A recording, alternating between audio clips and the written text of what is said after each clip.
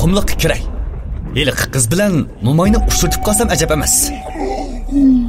Men qaysofkim, qumliq degan odatdagi joy emas-chima? Bir qitim chirpaqslar, hammani fuqlar. Bo'lmaydi, do'st bo'lmaydi unga chidaq yagishmisizlar. Sil degan qush bir qiz aynab, butun qumliqning malikasi maqma.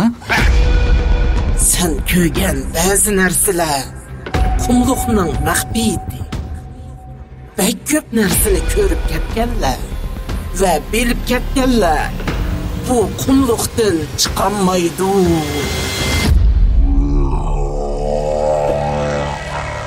Qaraganda xatarlik yoki amdi kelgan o'xshaymiz. Ammo o'shar bolalar.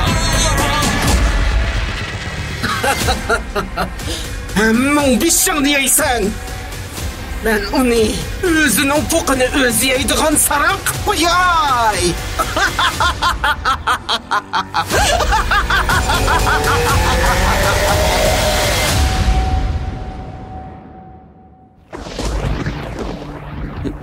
Qumliqning o'ttirisida odam nima ishlatganda?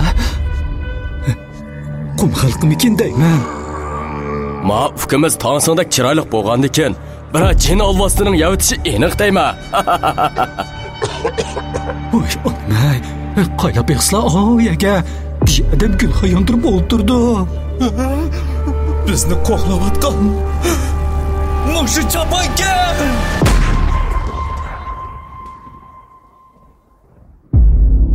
Tagli makonda ko'rganlarim nomli cho'ng tipdagi vahimalik ovozliq asar. 10-qism.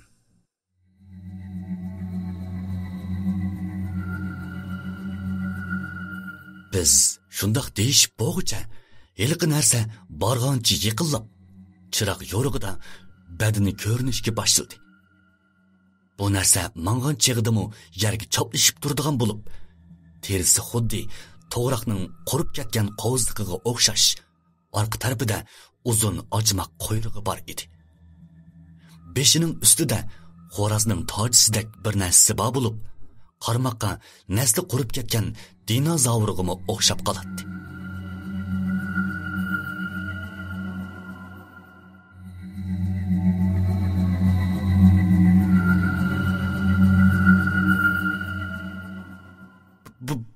Bu nima amdi? Bu narsaning odatdagini men burun ko'rgan. Buni kaslanchuk, o'shkimar, Şinjan'da ko'proq kela degandek nomlar bilan ataydi. Lekin men bundoq cho'ng bo'g'inni ko'rib boqmagan. Ochmoq quyruqliq odatda oz uchraydigani. Lekin beshida tojiboni ko'rib boqmabdi ekanman. Amisi qanday qilamiz shu aka?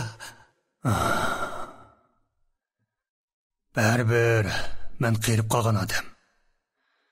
Agar hayot qolsangiz, bu narsani ayolimga berib qo'ying. Shu professor shundoq degash bir narsani yonchug'imga sep qo'ydi. Ondan kaslanchuk tarafga mangdi. Shu tap ahvol bakli jiddiy bo'lg'ashqa, men uning bilan birga boray dedim-yu, ammo oldimga menishga zodili jur'at qilolmadim. Shu professorning kaslanchuk bilan bo'lgan orlig'i 1 metr chiqargan chaqda kaslanchuk tuyuqsiz etilib kelib, shu professorning kiyimlaridan tishligicha orqaga burildi-da, chiqish eg'iz tarafga so'rab menishga boshladi. Beshimga kaginni ko'ray deb o'ylab orqasidan yugurdim. Qo'lchiroqning pulanshib turganiga qaraganda shu professor hali ham hayot edi. Shundaq, chiroq uning qo'lida edi. Men qo'g'lab chiqish eg'iziga oz qolgan chaqda kaslanchukka yetishdim va quyrug'ining eng tom bo'lagiga esilib oldim. Shundaqdimi u kaslanchuk meni va eg'izni tishlab turgan shu professorni tomga yomishib ustiga ep menga vatadi. Ayol qanmayla quyosh nuri ko'zimni chaqdi. Eg'iz burnimga qum to'pi kirishga boshladi. Shu chaqdala sirtqi chiqqanligimni his qilib, qarab boqay deb ko'zimni shundoqla ochsam, bir munch to'pa ko'zimga kirib ketdi-da, bir qo'limda ko'zimni ovlashga majbur bo'ldim. Dal shu chaqda quyruqni quchoqlagan qo'lim pastga serilib ketib, quyruqning inchki yeriga kelib qoldi-da, kaslanchukning quyrug'i o'zilib ketdi. O'rnimdan turib yugurdim. Lekin og'ir chidamay qolgan kaslanchuk mendan necha hassa tez yugrab, birdamdilla ko'z oldimdan g'oyib bo'ldi. Shunda qilib, shu professorni to'liq yutirib qo'ydim. Qurib çak-çak yerilib ketgan lavlarim. Qonga bo'yalgan bir jup qo'lim bilan qumliqning o'ttirsida beshimni qamallab, o'limni kutib o'ltirmoqdan boshqa amalim yo'q edi.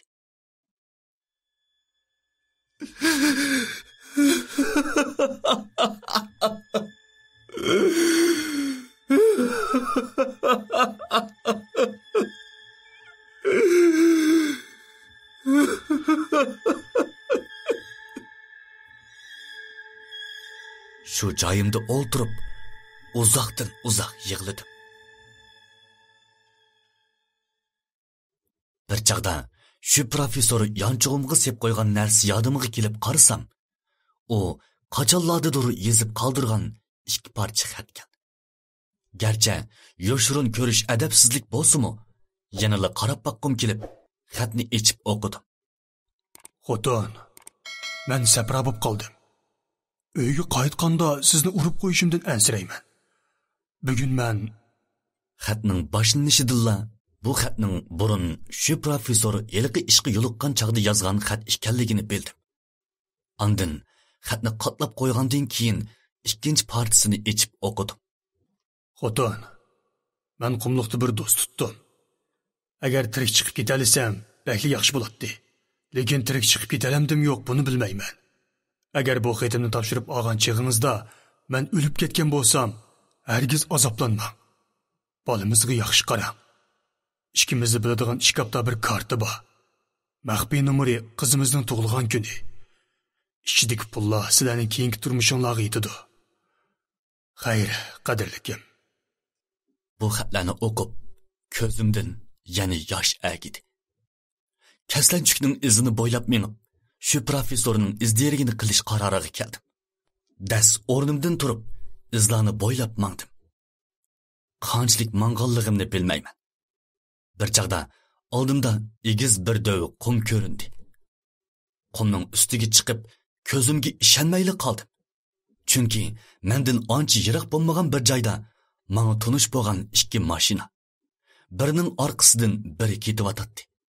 Mashinalar qumliqdan chiqib ketish uchun mangandek emas, balki boshqalarni izlayotgandek qiladi. Ajiba. Ular bizni izlayotganmidi?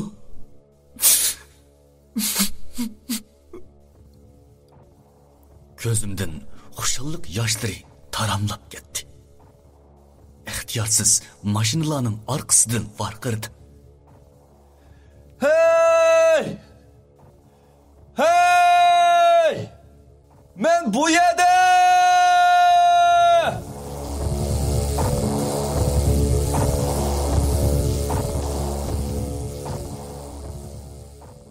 Ular xuddi 13 yil burunqiga o'xshash mashinani to'xtatib, menga gumon nazarda qaragandan keyin mashinani haydab mening yonimga kelishdi. Mashindan avval Van boshliq, ondan Saidi, ondan Matquva. Undan keyin menga qo'yib qo'ygandek o'xshaydigan yana bir men tushdi. Ular mening yonimga kelgandan keyin eng avval Saidi eg'iz ochdi. Yo, voy bu qanday shulab ketdimda? Bu Kamal ish ko'p qoldi ya? Bumi ko'z bo'yash yo'nir emas-ku, ha? Ko'z bo'yash yo'nini degan yolg'on gap. Mana men haqiqiy Kamal. Men 5 kun burun men bo'lgan ishlarni ularga so'zlab berishga boshladim. Toki shu professor yo'qib ketganga qadar birnimi olib qo'ymay so'zlab berdim. Hey, voy anamay, Van boshliq, bir hanasi desingiz-chi, biz zodi kimga ishonamiz?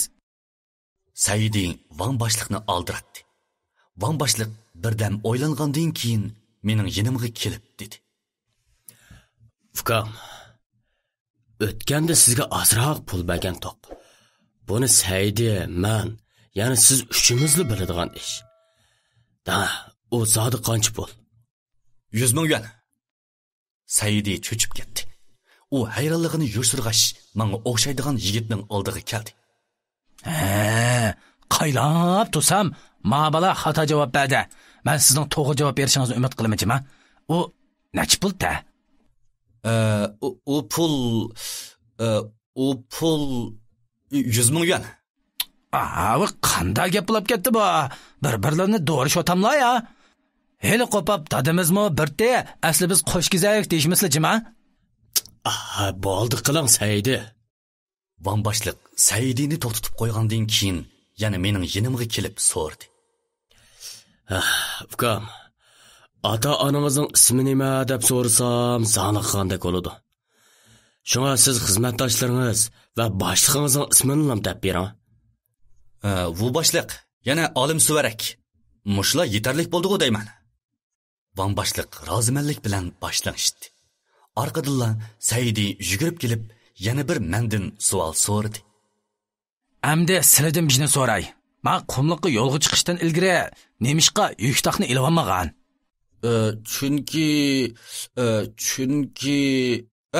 Chunki qumliq degan xatarlik joy. Yuktoqqa eg'ir kelarmikin dedim. Quruq gap. Men olgan yuktoqni Saidi toshliq uzatgan. Yo, haqiqiy Kamoljon chiqdi mana. Men keskin qilib uning yolg'onchi ekanligini isbotlab chiqqandan keyin bu qitim u yolg'onchining chiroyi qizdirib, xuddi yangi sug'urvilingan o'pkidek bo'lib ketdi. U xuddi sovuqda qolgandek, butun badani lag'ildab titrab, elili o'lib qoladigandek yoki qattiq g'azablandigandek qiladi. Ay, bo'lmaydi. Qattiq jimi qilmoqma. Matquvan yugurib kelib, uni o'zini tutib olishga da'vat qildi. U birdan turib, yaxshi bo'lib olgandan keyin bayiqi chiroy, bayiqi gaplaridan asarmi qolmagan edi. Men qumliqning mahbiyatini tasvirlashga ojizlik qildim. Ham aynan tasvirlab beramayman. Chunki bu qumliqning mahbiyati. Sizlarni hayvon desam, hayvonga haqorat qilgan bo'laman. To'g'risini desam, yaxshilik yarashmaydigan, yomonlikni, shumlikni qo'llaydigan bir to'p baxtsiz odamlar. Sizlar amdi qumliqdan qaytib ketamaysizlar. Niyatinglar durust bo'lsa, bu ishlarni o'zinglarga o'xshash baxtsiz odamlarga so'zlab bermanglar. Chunki birsi kelsa birsi, ikkisi kelsa ikkisi o'ladi. Biz Bipay o'qi yaramaydigan halingga nimada cho'ng so'zlaysan adash? O'ylamagan yerdan Saidi uning so'zini bo'lib o'tdi. Orqadan uning chiroyi o'ngib, bayiqidek bazgakdek titrab, bir joyida cho'gilashga boshladi. Hujuna, ahvol chatoqday turdi. Tiz qichinglar. Na qochidin aga? Ma g'univaqwa, uzam o'ngshayma. Saidi shundoq deb daqiqa o'tmayla oldimizda cho'gilayotgani qandaqdir tutquli bo'ladigan jism bo'lmasdan g'oyat zo'r qop-qora qo'yin bo'lib chiqdi. Qo'yin eng avval bizning ikki mashinamizni bir-biriga urib so'qib tashlagandan keyin ondan biz tarafga yiqilib kelishga boshladi. Voy onamay, voy ma sarangni xato tillab qo'ydimmi nima? Voy Saydaxon silnisa, eg'izlarni yummamla. Mogoda qarab turmay qochila. Biz shundoq deyishib, jinimizning boricha hammamiz yugurdik. Qo'yin xuddi bizni ahmoq qilayotgandek orqamizdan asta yiqilib kelyotdi. Biz shu yugurgancha qanchalik yugurdikkin bilmaymiz.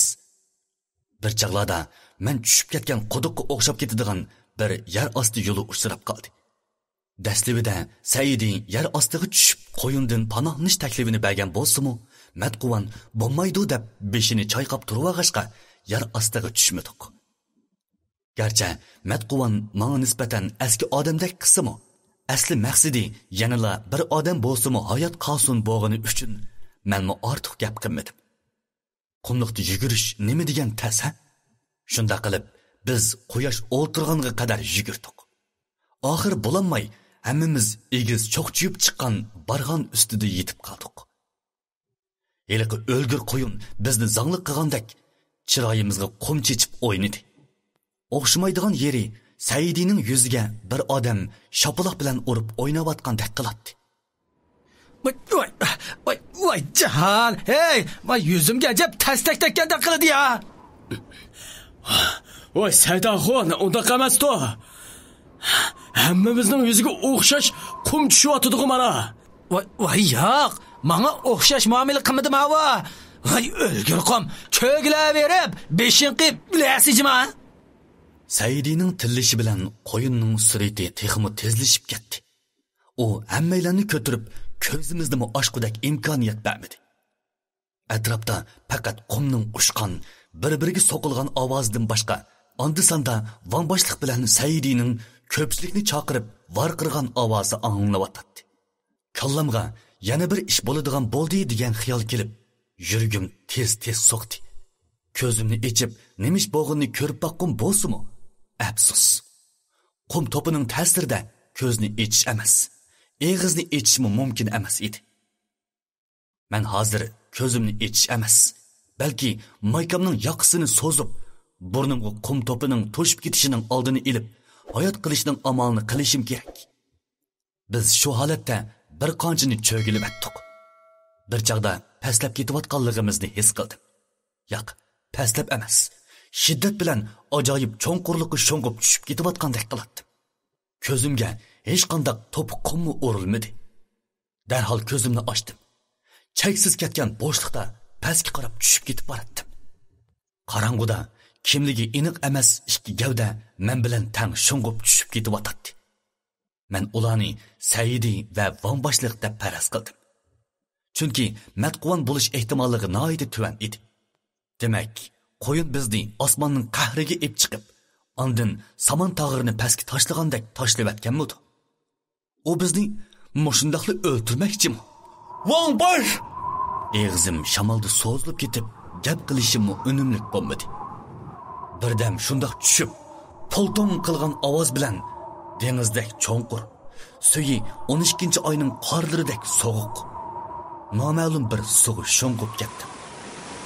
Uchu! Oha! Voy masu bek sovuqken! O Saidining ovozi edi. Endi vanboshliqning ovozi anglab. Ularning ovozini anglab, sal xotirjam bo'ldim.